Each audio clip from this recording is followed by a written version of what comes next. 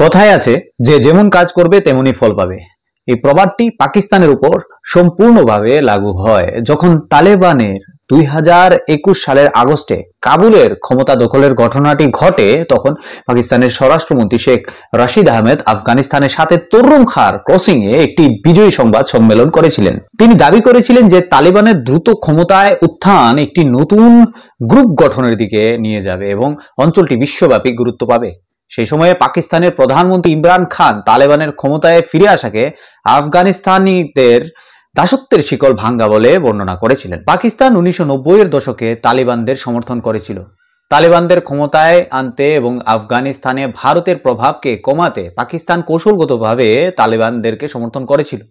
যাই হোক, 2021 সালে তালিবানদের ক্ষমতায় ফিরে আসা এখন পাকিস্তানের জন্য চ্যালেঞ্জিং বলে প্রমাণিত হচ্ছে, কারণ তালেবান আর পাকিস্তানিদের ইচ্ছা অনুযায়ী কাজটি করছে না। নমস্কার বন্ধুরা, পাকিস্তান ও আফগানিস্তানের মধ্যে সম্পর্কের অবনতির ঘটনা অনেক ঐতিহাসিক, রাজনৈতিক ও কৌশলগত কারণের জন্য হচ্ছে। পাকিস্তান এবং আফগানিস্তানের মধ্যে একটি বিতর্কিত সীমারেখা রয়েছে যা 1893 সালে ব্রিটিশ ভারত এবং আফগানিস্তানের মধ্যে একটি চুক্তির অধীনে আঁকা হয়েছিল। এই লাইনটিকে বলা হয় ডুরান্ড লাইন। এই লাইনটি প্রায় 2640 কিলোমিটার দীর্ঘ এবং এখনো দুই দেশের মধ্যে সবচেয়ে বড় বিরোধের একটি কারণ হিসেবে বিবেচিত হয়। ডুরান্ড লাইন নির্মাণ 1893 সালে ব্রিটিশ ভারতের তৎকালীন পররাষ্ট্র সচিব স্যার মার্টিমার ডুরান্ড এবং আফগানিস্তানের আমির আব্দুর রহমান খানের মধ্যে এই চুক্তি স্বাক্ষরিত হয়েছিল। এই লাইনটি টানার উদ্দেশ্য ছিল ব্রিটিশ সাম্রাজ্যের জন্য উত্তর পশ্চিম সীমান্তের নিরাপত্তাকে নিশ্চিত করা। আফগানিস্তান এবং ব্রিটিশ ভারতের মধ্যে একটি সুস্পষ্ট সীমানা আঁকা। ডুরান্ড লাইন হিন্দুকুশ পর্বতমালা থেকে শুরু করে বলুচিস্তানের মরুভূমি অঞ্চল পর্যন্ত বিস্তৃত। এই রেখাটি পশতুন এবং বলুচ উপজাতিদের মধ্যে দিয়ে গেছে, যেটা এই সম্প্রদায়গুলিকে দুটি ভাগে বিভক্ত করে দিয়েছে। আফগানিস্তান কখনোই আনুষ্ঠানিকভাবে এই লাইনটিকে স্থায়ী আন্তর্জাতিক সীমান্ত হিসেবে মেনে নেয়নি। আফগান নেতারা যুক্তি দেখান যে 1893 সালের চুক্তিটি ব্রিটিশ সাম্রাজ্যের চাপে করা হয়েছিল এবং সেই সময়ে অসম শর্তের ভিত্তিতে এটি বানানো হয়েছিল। উপজাতিদেরকে দুটি ভাগে বিভক্ত করেছিল এই লাইনটি। আফগানিস্তান বিশ্বাস করে যে এই লাইন পশতুন সম্প্রদায় সাংস্কৃতিক ও সামাজিক ঐক্যের পরিপন্থী। আফগানিস্তান বেশ কয়েকবার একটি বৃহত্তর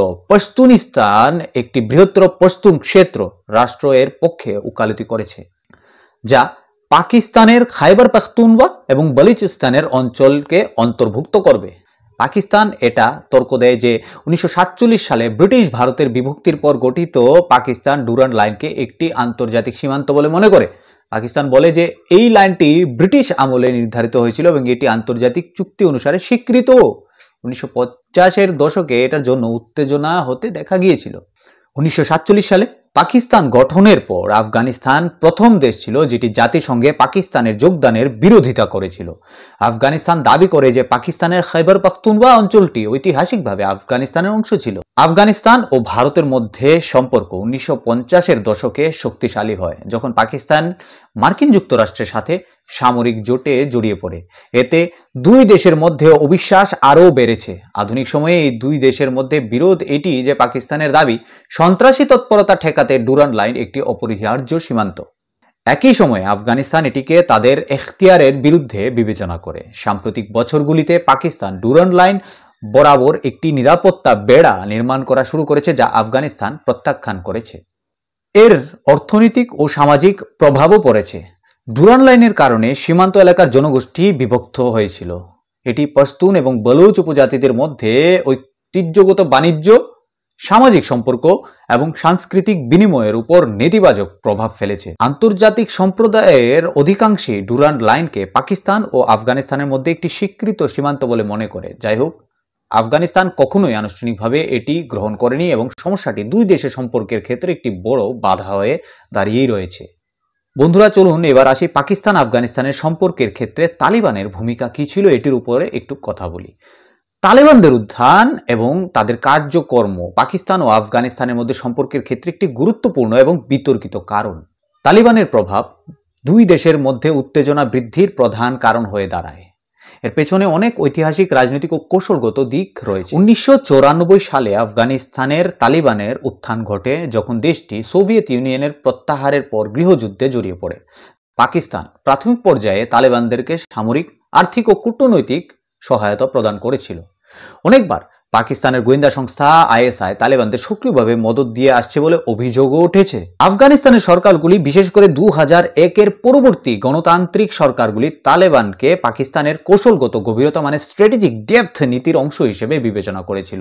আফগানিস্তান দাবি করে আসছে যে পাকিস্তান তালেবানদের ব্যবহার করে আফগানিস্তানকে অস্থিতিশীল করে এবং এইভাবে পাকিস্তান তাদের প্রভাব দেখানোর চেষ্টা করে আসছে। 2001 সালে আফগানিস্তানের মার্কিন আক্রমণ এবং তালেবান শাসনের পতনের পর তালেবানরা ডুরান্ড লাইনকে আন্তর্জাতিক সীমান্ত হিসেবে স্বীকৃতি দিতে অস্বীকার করে, যা পাকিস্তানের জন্য উদ্বেগের বিষয় হয়ে ওঠে। তালেবান 2021 সালে আফগানিস্তানের নিয়ন্ত্রণ নেয়। প্রাথমিকভাবে পাকিস্তান আশা করেছিল যে তালেবান শাসন তার অনুকূল হবে, কিন্তু তালেবান পাকিস্তানের প্রত্যাশার বিপরীতে ডুরান্ড লাইনকে স্বীকৃতি দেয়নি এবং সীমান্ত বিরোধে কঠোর অবস্থান নিয়েছে। তালেবান তেহরিকে তালিবান পাকিস্তান টিটিপি এর মতো সন্ত্রাসী সংগঠনগুলিকে মুক্ত ফ্রিডম দিয়ে দিয়েছে, যারা পাকিস্তানের অভ্যন্তরে গিয়ে হামলা চালানোকে বাড়িয়ে দিয়েছে। তালেবানরা সীমান্তে বেড়া নির্মাণের পাকিস্তানের প্রচেষ্টায় বিরোধিতা করছিল। পাকিস্তান এখন বুঝতে পারছে যে তালেবানরা তার নিয়ন্ত্রণে আর নেই এবং তাদের জন্য হুমকি হয়ে উঠেছে। তালেবানদের আঞ্চলিক প্রভাব কিভাবে বাড়ছে বন্ধুরা, চলুন এখন তা নিয়ে একটু আলোচনা করা যাক। তালেবানের মূল ফোকাস আফগানিস্তানে তার ক্ষমতা বজায় রাখা, কিন্তু পাকিস্তান বিরোধী গোষ্ঠীর প্রতি তাদের সমর্থন পাকিস্তান আফগান সম্পর্কের অবনতি ঘটাচ্ছে। টিটিপি এবং অন্যান্য গোষ্ঠীর প্রতি তালেবানদের সমর্থন পাকিস্তানের নিরাপত্তা ও স্থিতিশীলতার জন্য একটি বড় হুমকি হয়ে দাঁড়িয়েছে। তালেবানের কারণে দুই দেশের মধ্যে আস্থা ও সহযোগিতার অভাব ঘটতে দেখা যাচ্ছে। সন্ত্রাসবাদ মুদ্রা বেড়ে উঠেছে। তালেবানদের গতিবিধি উভয় দেশেই সন্ত্রাসবাদকে উৎসাহিত করছে, যা আঞ্চলিক স্থিতিশীলতাকে প্রভাবিত করছে। এই তালিবানদের কারণে ডুরান্ড লাইন বিরোধ আরো গভীর হয়েছে। তাহলে প্রশ্ন হলো, কে সঠিক, আফগানিস্তান নাকি পাকিস্তান? আফগানিস্তানের যুক্তি হলো ঐতিহাসিক এবং সাংস্কৃতিক দৃষ্টিকোণ থেকে শক্তিশালী, কারণ ডুরান্ড লাইন তাদের সম্প্রদায় এবং ঐতিহ্যকে বিভক্ত করেছে। পাখতুনিস্তান আন্দোলনের প্রতি সমর্থন নৈতিক ও মানবাধিকার ভিত্তিক। পাকিস্তানের যুক্তি সম্পর্কে যদি কথা বলি, আইনি ও আন্তর্জাতিক স্বীকৃতির ভিত্তিতে পাকিস্তানের দাবিও শক্তিশালী। পাকিস্তানের জাতীয় নিরাপত্তার জন্য একটি স্থিতিশীল ও স্বীকৃত সীমান্ত অপরিহার্য। তালেবানের ভূমিকা পাকিস্তান ও আফগানিস্তানের সম্পর্ককে আরও জটিল করে তুলেছে। তালেবান সমস্যা এবং এর সাথে সম্পর্কিত নিরাপত্তা উদ্বেগের সমাধান না হলে দুই দেশের মধ্যে স্থায়ী শান্তি ও সহযোগিতা প্রতিষ্ঠা করা কঠিন। তার উপর তালেবান সরকার ভারতের সাথে সম্পর্ক উন্নয়নের চেষ্টা করছে। এটি পাকিস্তানের জন্য উদ্বেগের বিষয়, কারণ তারা আফগানিস্তানে ভারতের প্রভাবকে তার কৌশলগত স্বার্থের বিরুদ্ধে বিবেচনা করে। বন্ধুরা, পাকিস্তান এবং তালেবানের ইতিহাস বীজ এবং ফসলের একটি রূপান্তর মাত্র। আফগানিস্তান ও ভারতে অস্থিতিশীলতা সৃষ্টির জন্য তালেবান ও অন্যান্য সন্ত্রাসী সংগঠনের ব্যবহার করার জন্য পাকিস্তানকে প্রায়ই অভিযুক্ত করা হয়, কিন্তু এই সংগঠনগুলো ধীরে ধীরে পাকিস্তানের মধ্যে তাদের শিকড় গড়ে তোলে এবং আজ পাকিস্তান নিজেই সন্ত্রাসের শিকার হয়ে পড়েছে। তালেবান ক্ষমতায় আসার পর হাজার হাজার আফগান নাগরিক পাকিস্তানে আশ্রয় নিয়েছে। পাকিস্তান উদ্বাস্তু সমস্যার সমাধানের জন্য তালেবান সরকারকে দোষারোপ করছে, যা উত্তেজনা আরও বাড়িয়েছে। টিটিপি তেহরিকে তালিবান পাকিস্তান, যা তালেবান দ্বারা অনুপ্রাণিত এবং তাদের সাথে যুক্ত, পাকিস্তানে সন্ত্রাসী কর্মকাণ্ড চালাতে শুরু করেছে। টিটিপি 2022-23 সালে পাকিস্তানের অনেক জায়গায় বড় ধরনের হামলা চালিয়েছে, যাতে হাজারো হাজারো পাকিস্তানি নাগরিকের নির্মম মৃত্যুর সংবাদ ভেসে উঠেছে। পাকিস্তান আশা করেছিল যে আফগান তালেবান টিটিপিকে নিয়ন্ত্রণ করবে, কিন্তু তালেবানরা এই বিষয়ে কোনো দৃঢ় পদক্ষেপ নেননি। পাকিস্তান ভেবেছিল যে তালেবান তাদের সীমান্ত ডুরান্ড লাইন স্বীকৃতি দেবে, তবে তালেবানরা সবসময় এটি প্রত্যাখ্যান করেই গেছে। সীমান্তে বেশ কয়েকটি সংঘর্ষ হয়েছে এবং তালেবানরা সীমান্তে বেড়া দেওয়ার বিরোধিতা করেছে। যে সন্ত্রাসী সংগঠনগুলিকে পাকিস্তান তার কৌশলগত লক্ষ্যে ব্যবহার করেছিল, সেগুলি এখন পাকিস্তানের জন্য হুমকি হয়ে উঠেছে। जो जैसा करता है वैसा ही बढ़ता है, যে যেমন করবে তেমনই পাবে। এর সবচেয়ে বড় উদাহরণ হলো তালেবান এবং টিটিপির মতো সংগঠনগুলি পাকিস্তানের স্থিতিশীলতার জন্য ক্ষতিকর হয়ে দাঁড়িয়েছে।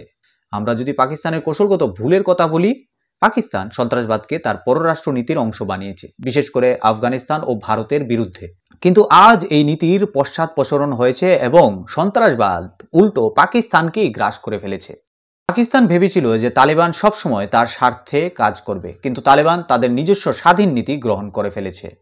তালেবান পাকিস্তানের সাথে সীমান্ত বিরোধ এবং টিটিপি ইস্যুতে কোনো ধরনের সহযোগিতা আর করছে না। পাকিস্তান সবসময়ই আঞ্চলিক অস্থিতিশীলতাকে উৎসাহিত করেছে।